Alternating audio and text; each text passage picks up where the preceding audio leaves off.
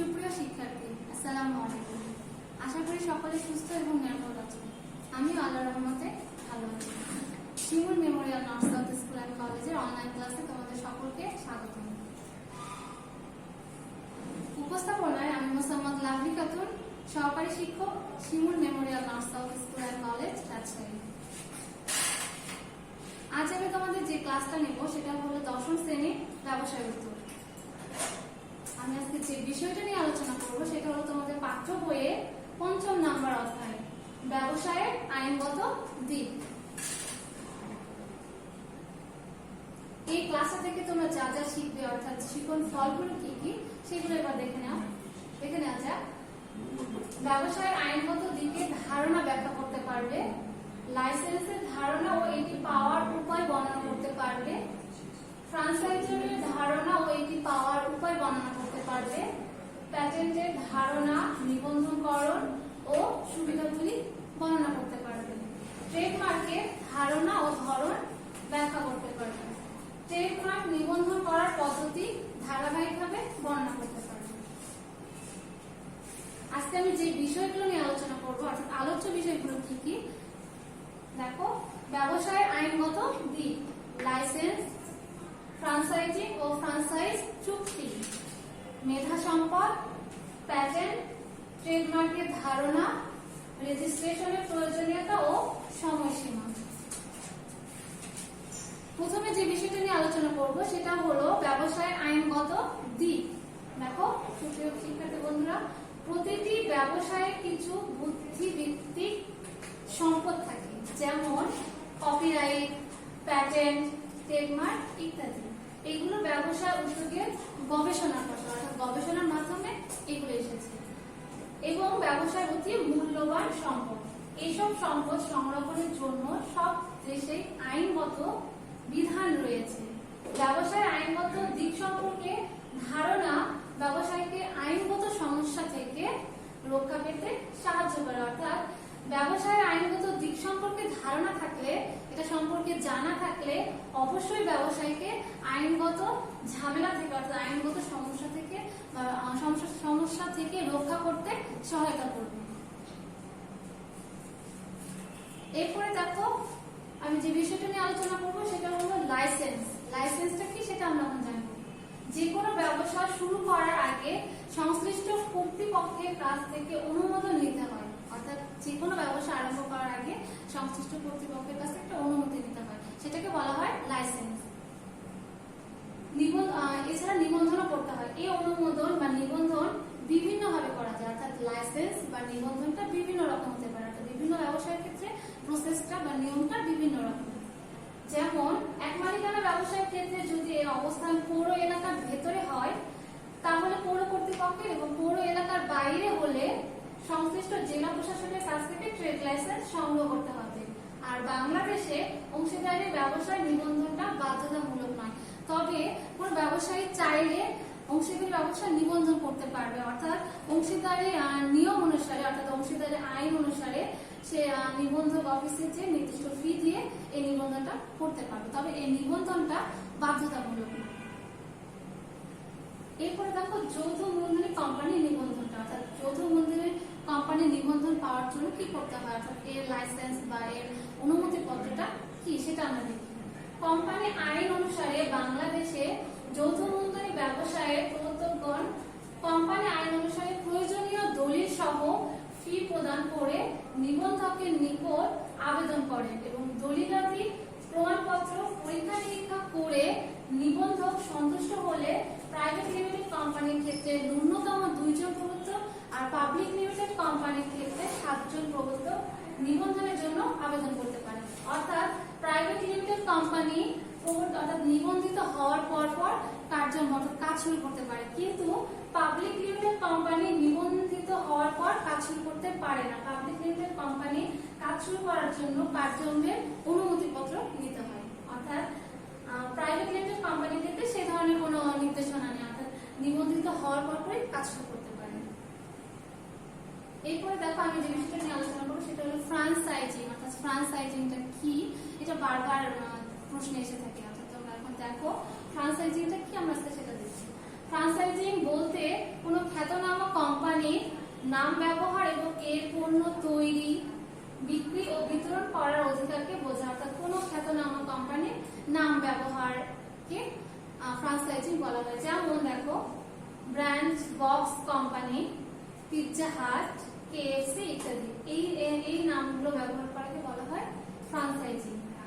ফ্রাঞ্চাইজিং ব্যবসায় দুইটি পক্ষ থাকে। অর্থাৎ ফ্রাঞ্চাইজিং ব্যবসায় দুইটি পক্ষ থাকে। এটা অনেকবার অনেক রকম ভাবে প্রশ্নটা এসে থাকে। অর্থাৎ এমসিকিউতে আসে, জ্ঞানমূলক প্রশ্নে এসে থাকে। ফ্রাঞ্চাইজিং ব্যবসায় দুইটি পক্ষ থাকে, ফ্রাঞ্চাইজার ও ফ্রাঞ্চাইজি। ফ্রাঞ্চাইজার ও ফ্রাঞ্চাইজি। ফ্রাঞ্চাইজিং ব্যবসায়ের প্রধান বৈশিষ্ট্যগুলো সেটা কি, সেটা আমরা এখন দেখবো। দেখো প্রধান বৈশিষ্ট্যগুলো কি কি, অর্থাৎ ফ্রাঞ্চাইজিং ব্যবসায়ের প্রধান বৈশিষ্ট্যগুলো কি সেটা আমরা এখন জানবো।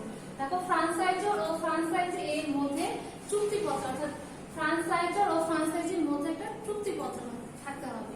এরপরে দেখো, ব্র্যান্ডেড পণ্য বা সেবা, অর্থাৎ পণ্য বা সেবাটা হবে ব্র্যান্ডেড কোম্পানি। তারপর পণ্য বা সেবা স্বীকৃত মান ও প্রক্রিয়া অনুযায়ী হচ্ছে কিনা তা যাচাইয়ের জন্য ফ্রাঞ্চাইজার কর্তৃক মনিটরিং করতে হয়। এগুলো হলো ফ্রাঞ্চাইজিং ব্যবসায়ের অন্যতম বা প্রধান বৈশিষ্ট্যের মধ্যে পড়ে। এরপরে দেখো, আমি যে বিষয়টা নিয়ে আলোচনা করবো সেটা হলো বৈশিষ্ট্য নিয়ে আলোচনা করলাম, বৈশিষ্ট্যগুলো বললাম। এবার হলো ফ্রাঞ্চাইজিং চুক্তিটা কি। আমাদের প্রথম একটা বৈশিষ্ট্যের মধ্যে চুক্তির কথা উল্লেখ করা ছিল, এবার দেখো ফ্রাঞ্চাইজিং চুক্তিটা কি সেটা আমরা এখন জানবো। দেখো, ফ্রাঞ্চাইজিং ব্যবসায়ের প্রধান বৈশিষ্ট্য হলো ফ্রাঞ্চাইজিং চুক্তি। ফ্রাঞ্চাইজিং ব্যবসায়ের প্রধান বৈশিষ্ট্য হচ্ছে ফ্রাঞ্চাইজিং চুক্তি, যা ফ্রাঞ্চাইজি ও ফ্রাঞ্চাইজারের মধ্যে স্বাক্ষরিত হয়। ফ্রাঞ্চাইজিং চুক্তির মধ্যে নিম্নলিখিত, অর্থাৎ ফ্রাঞ্চাইজিং চুক্তির মধ্যে কি কি বিষয়গুলো থাকে সে বিষয়গুলো আমরা এখন দেখব। দেখো, কি কি বিষয়গুলো অন্তর্ভুক্ত থাকে। প্রথম যে বিষয়টা সেটা হলো ফ্রাঞ্চাইজি প্রথমে নির্দিষ্ট অঙ্কের ফি এবং পরে বিক্রয়ের ওপর নির্দিষ্ট হারে মাসিক ফি প্রদান করে। প্রথমে একটি নির্দিষ্ট অঙ্কের ফি, এরপরে বিক্রয়ের ওপর একটি নির্দিষ্ট হারে মাসিক ফি প্রদান করে থাকে। প্রতিদিনের হিসেবে ফ্রাঞ্চাইজারের পণ্য বা সেবা বিক্রয়ের অধিকার পায়। এমন এইখান থেকে একটা প্রশ্ন হতে পারে যে অর্থাৎ ফ্রাঞ্চাইজিং বা ফ্রাঞ্চাইজিং কিভাবে বিক্রয়ের অধিকারটা পায়, এই ধরনের প্রশ্ন হতে পারে। এরপরে দেখো, ফ্রাঞ্চাইজি অবশ্যই প্রয়োজনীয় পরিমাণ বিনিয়োগ করতে রাজি থাকবে। অবশ্যই প্রয়োজনীয় পরিমাণ বিনিয়োগ করতে রাজি থাকবে। এরপরে দেখো যে বিষয়টা সেটা হলো উভয় পক্ষের প্রধান উদ্দেশ্য থাকবে ব্যবসা থেকে অর্থ উপার্জন। অর্থাৎ দুই পক্ষেরই প্রধান উদ্দেশ্য থাকবে অর্থ উপার্জন। আয় হবে ব্যবসার সাফল্য নির্ধারণের মাপকাঠি। সফল হতে হলে ব্যবস্থাপনা হতে হবে দক্ষ, পণ্য বা সেবা হতে উত্তম। এরপরে দেখো, ফি প্রাপ্তির দিন থেকে ফ্রাঞ্চাইজার আয় করতে থাকে। অর্থাৎ ফি প্রাপ্তির পর থেকে ফ্রাঞ্চাইজার আয় করতে পারবে। কোনো সময় ফ্রাঞ্চাইজির কার্য অধিকার দেওয়ার আগে ফ্রাঞ্চাইজার ফি দাবি করতে পারবে, অর্থাৎ পারে। চুক্তিতে কোনো সময় ফ্রাঞ্চাইজার নিজেই ব্যবসা এলাকা নির্ধারণ, অবকাঠামোগত নির্মাণ ও এসবের মালিকানা নিজের কাছে রাখতে পারে। এরপরে দেখো, ব্যবসা যদি ফ্রাঞ্চাইজারের মানদণ্ড অনুযায়ী সফল না হয় তাহলে যে কোনো সময় চুক্তিপত্র বাতিল করে দিতে পারে। এরপরে দেখো, সর্বশেষ যে বিষয়টা সেটা হলো ফ্রাঞ্চাইজি শুধু ওই আইটেম সমূহ বিক্রয় করতে পারবে যা ফ্রাঞ্চাইজার গ্রহণযোগ্য মনে করবে। অর্থাৎ সেই সকল আইটেমগুলো বিক্রি করতে পারবে যা ফ্রাঞ্চাইজার মনে করবে এটা বিক্রি করার যোগ্য, অর্থাৎ গ্রহণযোগ্য মনে করবে সেই সকল আইটেমগুলো বিক্রি করতে পারবে। এরপরে দেখো, আমি যে বিষয়টা নিয়ে আলোচনা করবো সেটা হলো মেধা সম্পদ। আমরা লাইসেন্স জানলাম, ফ্রাঞ্চাইজিং কি সেটা জানলাম, এখন জানবো যে মেধা সম্পদটা কি। দেখো, মনন ও মেধা দ্বারা সৃষ্ট কাজই হলো মেধা সম্পদ। মনন ও মেধা দ্বারা সৃষ্ট কাজই হলো মেধা সম্পদ। শিল্প বা ব্যবসা উদ্যোক্তার মেধা সম্পদ বলতে ওই সকল মূল্যবান সম্পদকে বোঝায় যা সে দীর্ঘদিন প্রচেষ্টা চালিয়ে উদ্ভাবন করেছে। সব উদ্ভাবন ও সৃজনশীল কর্মকাণ্ডের মূলে রয়েছে মেধা সম্পদ। এইসব সম্পদের মধ্যে কি কি উল্লেখযোগ্য সেগুলো দেখো, প্যাটেন্ট, ট্রেডমার্ক এবং কপিরাইট অন্যতম। সারা বিশ্বের মতো বাংলাদেশেও 26 এপ্রিল বিশ্ব মেধা সম্পদ দিবস হিসাবে পালিত হয়ে থাকে। তাহলে দেখো, মেধা সম্পদ সারা বিশ্বে কত তারিখ পালিত হয়ে থাকে? 26 এপ্রিল। অবশ্যই এটা মনে রাখবেন। এরপরে দেখো, প্যাটেন্টটা কি সেটা আমরা জানবো। প্যাটেন্ট হলো এক ধরনের মেধা সম্পদ। অর্থাৎ আমরা প্রথমে জানলাম মেধা সম্পদটা কি, এবার হলো প্যাটেন্ট। মেধা সম্পদ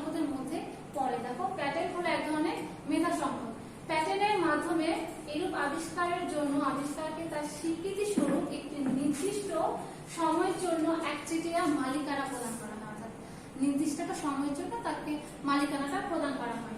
প্যাটেন্ট করার প্রধান উদ্দেশ্য হলো শিল্প উদ্যোক্তার পরিশ্রম লব্ধ উদ্ভাবন, নকল বা অন্য কোনো উপায়ে তৈরি বা বিক্রি করে যাতে কেউ আর্থিক সুবিধা অর্জন করতে না পারে তার ব্যবস্থাটা করা। এই জন্য প্যাটেন্টটা করা হয়ে থাকে। বাংলাদেশে 1911 সালে প্যাটেন্ট ও ডিজাইন আইন চালু আছে। আমি আবারও বলছি, দেখো, বাংলাদেশে 1911 সালে প্যাটেন্ট ও ডিজাইন আইন চালু আছে। এরপর আমি যে বিষয়টা নিয়ে আলোচনা করব সেটা হলো ট্রেডমার্ক, অর্থাৎ পণ্য প্রতীক বা ট্রেডমার্ক। এর অপর নাম পণ্য প্রতীকও বলা যেতে পারে অথবা ট্রেডমার্ক বলা যেতে পারে। ট্রেডমার্কটা কি সেটা আমরা জানবো। দেখো, ব্যবসায়ের ক্ষেত্রে কোনো পণ্যকে অন্যের অনুরূপ বা অভিন্ন পণ্য হতে স্বতন্ত্র করার লক্ষ্যে ব্যবহৃত প্রতীককে ট্রেডমার্ক বলা হয়। অর্থাৎ ট্রেডমার্কে কিছু প্রতীক ব্যবহার করা হয়, যেমন ঠিক একই উদ্দেশ্য সেবার ক্ষেত্রে ব্যবহৃত প্রতীককে সার্ভিস মার্ক বলে। এখানে দেখো দুইটা প্রশ্ন হয়ে গেল, ট্রেডমার্ক কি, সার্ভিস মার্ক কি। স্বতন্ত্রতায় অর্থাৎ ট্রেডমার্কের মূল বিষয়টা হলো স্বাতন্ত্রতায়, অর্থাৎ স্বাতন্ত্রতায় মার্ক বা প্রতীকের মূল বিষয় ডিভাইস, ব্র্যান্ড, শিরোনাম, লেবেল, টিকিট, নাম, স্বাক্ষর, শব্দ, অক্ষর, প্রতীক, সংখ্যাযুক্ত উপাদান, রঙের সমন্বয় বা এগুলো যে কোনো রূপ সমন্বয় প্রতীকে অন্তর্ভুক্ত হবে। মোড়ক প্রতীকের মধ্যে অন্তর্ভুক্ত নয়, শুধুমাত্র মোড়কটা প্রতীকের মধ্যে অন্তর্ভুক্ত নয়। এরপরে দেখো ট্রেডমার্কটা কি সেটা জানলাম। এবার হলো ট্রেডমার্কের অর্থাৎ ট্রেডমার্ক রেজিস্ট্রেশনের প্রয়োজনীয়তাটা কি, অর্থাৎ ট্রেডমার্ক রেজিস্ট্রেশন কেন করা হয়, কেন করা দরকার এটা জানবো। দেখো, কোনো প্রতীক বা মার্কের রেজিস্ট্রেশন ওই পণ্য বা সেবার ক্ষেত্রে প্রতীকটি ব্যবহারের বিষয়ে রেজিস্টার্ড মালিককে একছত্র সত্ত্ব বা অধিকার প্রদান করে। অর্থাৎ কোনো প্রতীকের মার্ক, আমি আবার বলছি, দেখো, কোনো প্রতীক বা মার্কের রেজিস্ট্রেশন ওই পণ্য বা সেবার ক্ষেত্রে প্রতীকটি ব্যবহারের বিষয়ে রেজিস্টার্ড মালিককে একছত্র সত্ত্ব বা অধিকারটা প্রদান করা হয়ে থাকে। রেজিস্টার্ড মালিকের অনুমতি ছাড়া কোনো ব্যক্তি বা প্রতিষ্ঠান ওই প্রতীকটি ব্যবহার করতে পারে না, অর্থাৎ পারবে না। রেজিস্টার্ড মার্কটি সুপরিচিত হলে অন্যান্য পণ্য বা সেবার ক্ষেত্রেও মালিকের এই অধিকার প্রতিষ্ঠিত হবে। আইন দ্বারা এই অধিকার সুরক্ষিত। অবশ্যই ট্রেডমার্কটা আইন দ্বারা সুরক্ষিত। এই অধিকার লঙ্ঘিত হলে, ওই অধিকারটা যদি কোনো কারণে লঙ্ঘিত হয়ে থাকে তাহলে অবশ্যই আদালতে মামলা করে প্রতিকারটা পাওয়া যেতে পারে। অর্থাৎ এই অধিকার লঙ্ঘিত হলে আদালতে মামলা করে প্রতিকার পাওয়া যাবে। এরপরে দেখো ট্রেডমার্ক রেজিস্ট্রেশনের সময়সীমা। আমরা জানলাম যে প্রয়োজনীয়তাটা জানলাম কেন প্রয়োজন। এখন আসছে দেখো ট্রেডমার্ক রেজিস্ট্রেশনের সময়সীমা, অর্থাৎ এর সময়সীমাটা কত, অর্থাৎ রেজিস্ট্রেশন করতে গেলে একটা সময়সীমা নির্ধারণ করা হয়েছে। সেই সময়সীমাটা কত সেটা আমরা এখন জানবো। দেখো, রেজিস্টার্ড ট্রেডমার্কের মালিক মার্কটি ব্যবহারের একছত্র অধিকার সংরক্ষণ করে। রেজিস্ট্রেশন দেওয়া হয় 7 বছরের জন্য। আমি আবারও বলছি, রেজিস্ট্রেশন দেওয়া হয় কত বছরের জন্য, 7 বছরের জন্য। মেয়াদ উত্তীর্ণ হওয়ার আগে আবেদন করলে 10 বছরের জন্য নবায়ন করা যায়। যদি মেয়াদটা শেষ হওয়ার আগে আমি রেজিস্ট্রেশন পুনরায় অর্থাৎ নবায়ন করি তাহলে সেক্ষেত্রে 10 বছরের জন্য নবায়ন করা যায়। অর্থাৎ অনির্দিষ্টকাল পর্যন্ত পুনরায় নবায়ন করা যেতে পারে। নবায়ন না করলে যদি নবায়ন না করা হয় সেক্ষেত্রে সত্যটা লঙ্ঘিত হলে বা কোনো অভিযোগ প্রমাণিত হলে রেজিস্ট্রেশনটা বাতিল করা হবে। দেখো, আমি বলছি আবারও, নবায়ন না করলে সত্য লঙ্ঘিত হলে বা কোনো অভিযোগ প্রমাণিত হলে রেজিস্ট্রেশনটা বাতিল করা হয়।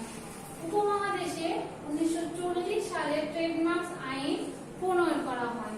উপমহাদেশে 1940 সালে ট্রেডমার্ক আইন প্রণয়ন করা হয়ে থাকে।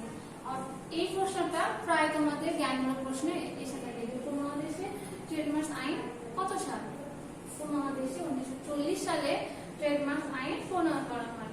আর সেটা বাংলাদেশের ক্ষেত্রে বর্তমানে বাংলাদেশের ট্রেডমার্ক আইন 2009 চালু আছে। বাংলাদেশের ট্রেডমার্ক আইন কত সাল? 2009 সাল। আজকে আমি যে ক্লাসটা নিলাম সেটার উপরে কিছু মূল্যায়ন প্রশ্ন আছে। তো প্রিয় শিক্ষার্থী বন্ধুরা দেখো এখন মূল্যায়ন প্রশ্নগুলো কেমন হতে পারে। ফ্র্যাঞ্চাইজিং ব্যবসায় কয়টি পক্ষ থাকে? এই প্রশ্নটা প্রায় অনেক এসে থাকে। আর আমিও অনেকবার বলেছি, তোমরা নিশ্চয়ই এই প্রশ্নের উত্তরটা অবশ্যই পারবে। মার্ক বা প্রতীকের মূল বিষয়টা কি? মার্ক বা প্রতীকের মূল বিষয়টা কি? অবশ্যই পারবে। ট্রেডমার্ক রেজিস্ট্রেশন দেওয়া হয় কত বছরের জন্য? আমাকে নিশ্চয়ই বলে দিতে হবে না, তোমরা নিশ্চয়ই পারবে। আমি আজকে যে ক্লাসটা নিলাম সেই ক্লাসটার উপরে তোমাদের আগামী দিন রিভিশন টপ টেস্ট নেওয়া হবে।